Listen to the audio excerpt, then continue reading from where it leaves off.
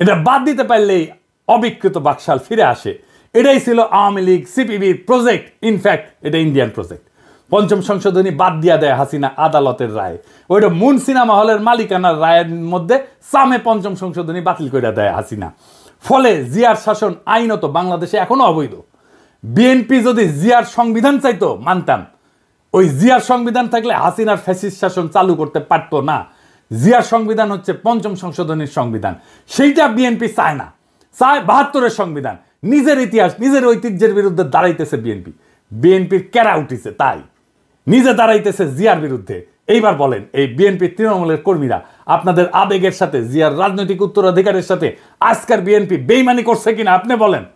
কার জন্য করছে এটা জিজ্ঞেস করেন আপনাদের নেতাকে।